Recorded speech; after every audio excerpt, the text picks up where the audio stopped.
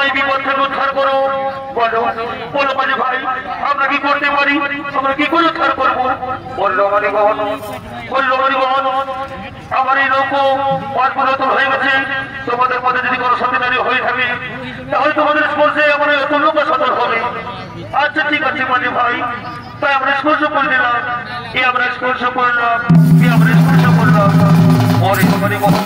তোমাদের মধ্যে কি কোনো সন্তান নেই? তোমাদের স্পর্শে আমার অত লোক সতর্ক হলো না।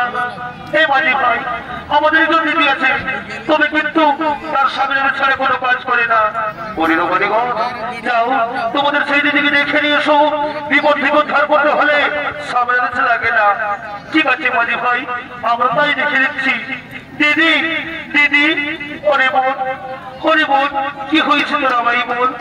ওরে দিদি, ওই যে দেখো না, এক মাঝি ভাই নৌকো মাছ নদীতে তার অতুল নৌকা সতল হয়ে গেছে।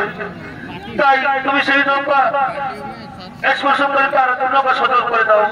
ঠিক আছে বোন, আমি তাই করে দিচ্ছি। আমি যদি সত্যিকারী হয়ে থাকি তাহলে আমার স্পর্শে যেন এই অতুল নৌকা সতল হয়ে যায়। এ আমি স্পর্শ করিলাম, এ আমি স্পর্শ করিলাম।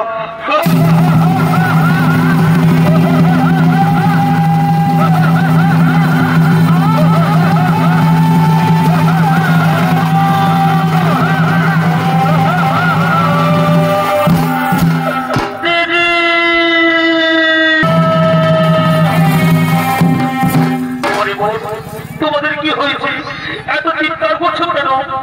আমার চিন্তা কোথায়? আমার চিন্তা আমি দেখতে পাচ্ছি না।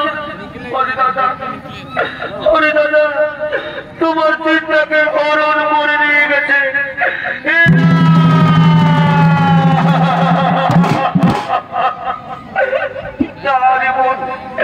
হতে পারে না, আমার চিন্তাকে কেউ হরণ করতে পারে না। এই নিষ্ঠুর বিধাতা, এই নিষ্ঠুর বিধাতা, হে ভগবান, আমি তোমার কি নাপাক করেছিলাম ঠাকুর? তুমি আমাকে দিনের পর দিন সাজা দিয়ে চলেছ। হে ভগবান, তুমি আমি এই রাজ্য থেকে তাড়িয়েছ, আমাকে পথের ভিখারি করেছ। তবুও কিন্তু আমি তোমার কাছে কোনো নালিশ